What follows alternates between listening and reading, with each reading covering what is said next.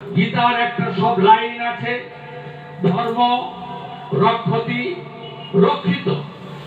অনেক কিছু না পাওয়ার যন্ত্রণা থাকবে, কিছু পাওয়ার আনন্দ থাকবে, কিন্তু নিজের ধর্মের সঙ্গে কখনো বিশ্বাসঘাতকতা করবেন না, নিজের ধর্মের প্রতি কখনো অন্যায় করবেন না। স্বধর্মের কোনো মানুষ বিপদে পড়লে তার পাশে গিয়ে দাঁড়াবেন। এটাই হলো আমাদের ধর্ম রক্ষা করার সবচেয়ে বড় মত পথ বলে আমি মনে করি। এবং সাথে সাথে আমাদের অমাবস্যা, পূর্ণিমা, একাদশী পালন, বাড়িতে বাড়িতে তুলসী মঞ্চ স্থাপন, তুলসী রানীর পুজো, শঙ্খ বাদন, দীপদান, কার্তিক মাসকে দামোদর মাস হিসেবে পালন করা, এই যে শুচিশুদ্ধ পবিত্রতার মধ্য দিয়ে সনাতনী জাগরণ, এই জাগরণ আপনাদের সকলের করা দরকার রয়েছে। পৃথিবীতে অন্য ধর্মের অনেক দেশ আছে, ইসলাম ধর্মের ৫৫-৫৬টা দেশ আছে, খ্রিস্ট ধর্মের একাধিক দেশ আছে, ইহুদিদের একাধিক দেশ আছে, এমনকি বুদ্ধিস্টদেরও একাধিক দেশ আছে। আপনার সনাতনীদের একমাত্র আশ্রয়স্থল হলো ভারত ভূমি।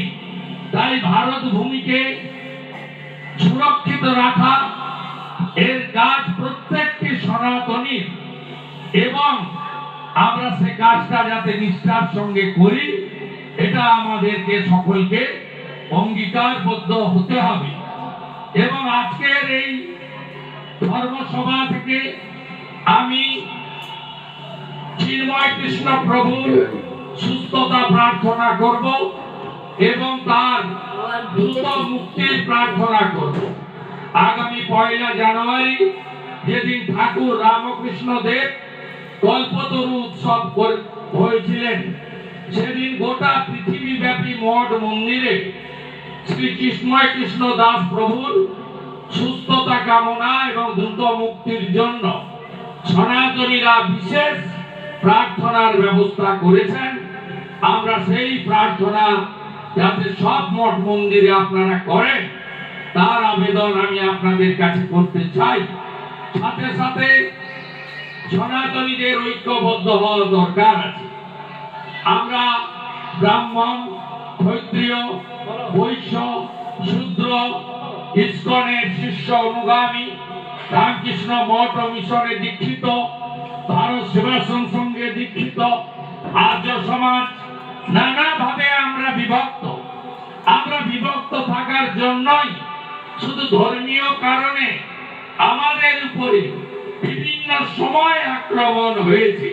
৩ কোটি বাঙালি হিন্দু শুধু হিন্দু ধর্ম পালনের জন্য তদানীন্তন পূর্ব পাকিস্তান, আজকের বাংলাদেশ থেকে এক কাপড়ে গরু বাছুর, ঘর বাড়ি, ধন সম্পদ, অলংকার, জমি জমা সব ফেলে দিয়ে এই পশ্চিমবঙ্গে তথা ভারতে এসে আশ্রয় গ্রহণ করেছেন। আমি আমার সনাতনীদের বলবো, আপনি যাবেন কোথায়?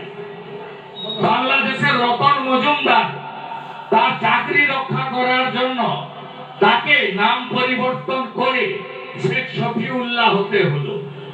নয় ধর্ম পরিবর্তন করতে হবে, নয় পাশে দীঘার সমুদ্র, ওখানে গিয়ে ঝাঁপ দিতে হবে। আমাদের ভারতের হিন্দুদের যাওয়ার আর কোনো জায়গা নেই। তাই আমি সমস্ত সনাতনীদের ঐক্যবদ্ধ থাকার আবেদন জানাবো। নিজেদের ধর্মকে, নিজেদের পরিবারকে সুরক্ষিত রাখার জন্য আমাদের একতাবদ্ধ হওয়া দরকার রয়েছে। আমি এই জেলায় জনপ্রতিনিধি হিসেবে নয়, রাজনৈতিক কর্মী হিসেবে নয়, একজন সনাতনী হিসেবে প্রথম থেকে আমি সমস্ত মঠ মন্দির যারা আমাকে আন্তরিকতার সঙ্গে গ্রহণ করে তাদের পাশে আমি থাকি, ভবিষ্যতেও আমি থাকার চেষ্টা করব। এটা আমার অঙ্গীকার। সবকিছুতে আপোষ করতে পারি, নিজের ধর্মের সঙ্গে আপোষ কোনোদিন করতে পারবো না। এটা আমাকে গীতা